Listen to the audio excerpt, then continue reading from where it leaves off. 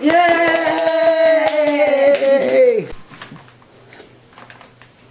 Good morning, citizens of Bagville, and welcome to this episode of Bag Talk.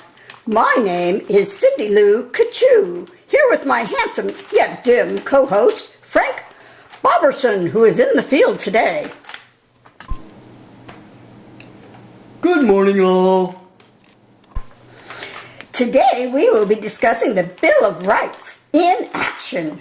We will talk to people experiencing firsthand the freedoms and protections found in the Bill of Rights. My uncle's name was Bill Wright. Is he going to be here today, too? No, Frank. The Bill of Rights is one of the most important documents in American history. This refers to the first 10 amendments to the Constitution of the United States. They tell us about the rights we have as citizens that can never be taken away. Oh, yeah, I remember now. I was just testing you. Moving on. Frank, the First Amendment states that we all have the right to free speech. What that means is that we can share our opinions with other people. We can even criticize our own government without fear of going to jail. Frank, what's going on there? Cindy Lou, I'm on the scene in front of a local grocery store. Bagville citizens are here protesting the use of paper bags to carry groceries. They'd like everyone to use plastic bags instead.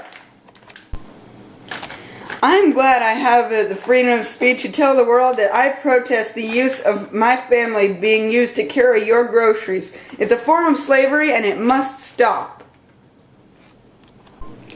Hey now, you may have the right to protest anything you want, but I have the right to do business here, and your protest is chasing my customers away. That's not fair. Can one right be more important than another? Huh?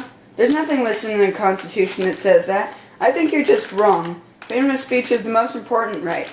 Period. It is in the Bill of Rights.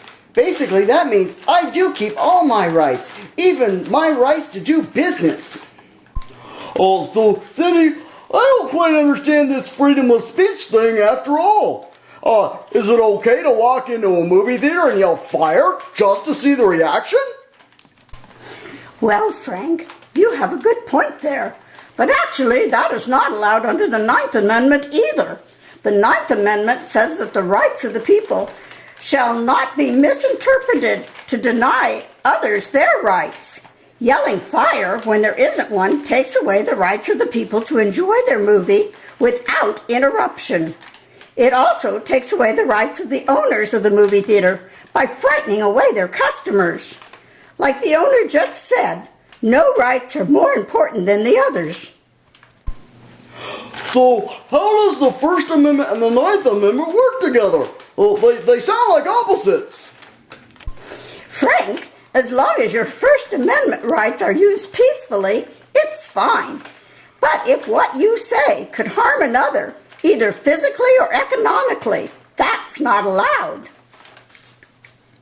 The next story we have for you today connects to the Second Amendment, the right to bear arms. Bears already have arms? Does this mean I get arms too? Where are they? I can't see them. My rights are already being violated. No, Frank. The Second Amendment means that we as citizens have the right to own, to carry, and to shoot guns. That means we can protect our homes from robbers or invaders. Oh, hey, cool. I just saw some guys with guns across the street in front of the bank. Well, why don't I go talk to them about the Second Amendment and get their opinions? That's an excellent idea, Frank. Why don't you go do that while I share a Second Amendment haiku with the folks at home? See the pretty deer. It's a great day for hunting. I love my shotgun. To discuss the Second Amendment with us today is a retired soldier who loves anything that involves shooting, Mr. Smith Wesson. I support the Second Amendment because as a hunter, I can feed my family and chase off them other varmints that want to eat me and my chickens. Plus, I like using guns because it's just plain fun to shoot stuff. Me and my brothers like going out in the woods and have target practice. Besides, it sure beats staying in the house where Ma can give me more chores to do. Well, folks, there you have it. Some very good reasons to support the Second Amendment. Okay. Oh, I've changed my mind. This Second Amendment stuff is not good. I don't like people carrying guns in the middle of town. It should not be right. It should just be plain illegal. And why is that, Frank? Guns are just a bad idea, and they're not very nice to be pointed at with. I can't trust anyone walking around with a gun and a mask. That should be illegal. Well, some guns are illegal, especially when robbing a bank, Frank. But the purpose of this amendment is to allow the citizens a gun for their own protection. But isn't it the Army's job to keep us safe? What if we each had our own personal soldier? They could live at our house and keep us safe all the time. I think that's an awesome idea. Well, I'm glad you brought that up, Frank. I retired from the military 10 years ago, and I know a little bit about this. Think about it like this. If you had a soldier living in your house, then you'd have to spend a lot of your own money to supply them with food, clothing, ammunition, and everything else. Besides, what if you lived in a very safe community and couldn't make the soldier leave and still had to pay for all their services? But they'd get their own money from the government, wouldn't they? No. When they protect you, they're providing a service that you'd be responsible for all their expenses. And trust me, soldiers eat a lot of food. Besides, the Third Amendment says that in the time of peace, no soldier may be stationed at a home without your permission.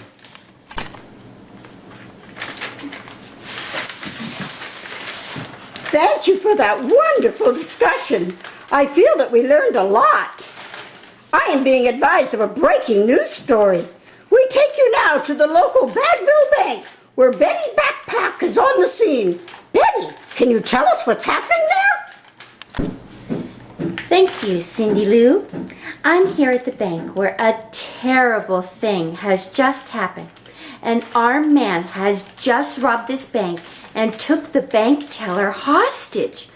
Here with me are the 2 security guards on duty at the bank who witnessed this entire breathtaking event. This man is dangerous. He was armed with a taser and he used it to knock out the bank teller and steal the cash. Can you give us any other details, sir? Nope, but if you see a masked man with a paper bag filled with money, call the police. There he is. Get him! Back to you, Cindy and Frank. Viewers, stay tuned for more of this exciting story. Thank you, Betty. Next up, we have another original haiku poem about the Fourth Amendment. This amendment gives citizens the right to privacy, except when a judge has probable cause to show they might be guilty of a crime and might be hiding the evidence in their home. Fourth Amendment says, you don't have a search warrant? Get out of my house. Hey, let me do this next one. Viewers, the Sixth Amendment says anyone accused of a crime has the right to a speedy trial. And, presto, we take you now to the courtroom, again with Betty. The judge is beginning the trial. Welcome, viewers, into the courtroom. Court is now in session. All reporters need to leave. Get those cameras out of this courtroom and give the accused some privacy. But, Your Honor, the Sixth Amendment states that all trials are to be not only speedy, but public. We bring cameras here today, not to disrupt this trial, but we can also make sure that the accused gets his fair trial. The cameras may stay, but they stay right there in the back. Mr. Bank Robber, Mr. Defendant, under the 7th Amendment, you have the right to a jury trial if you choose.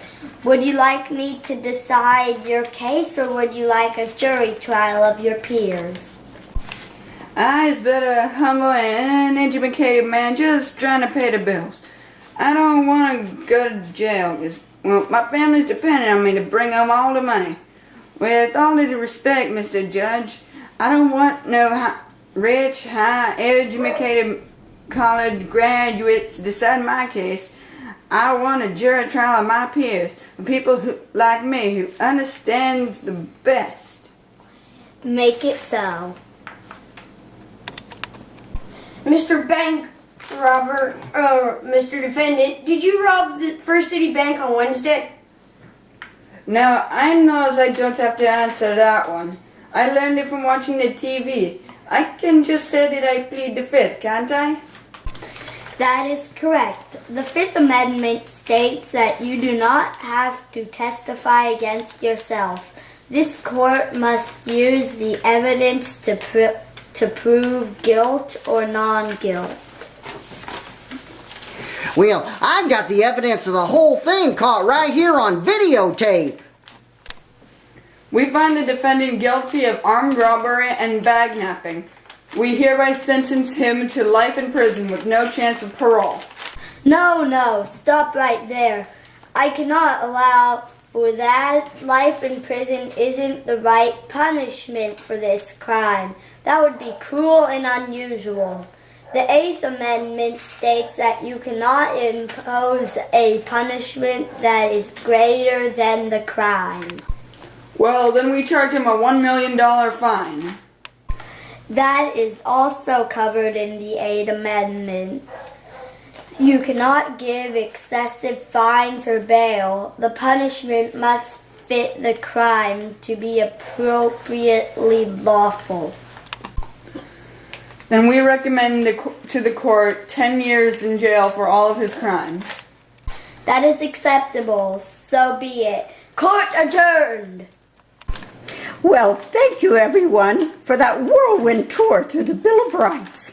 We covered a lot today, and I know I understand the amendments much better now. The only one we haven't covered yet is the 10th Amendment. Oh, that one. That's easy.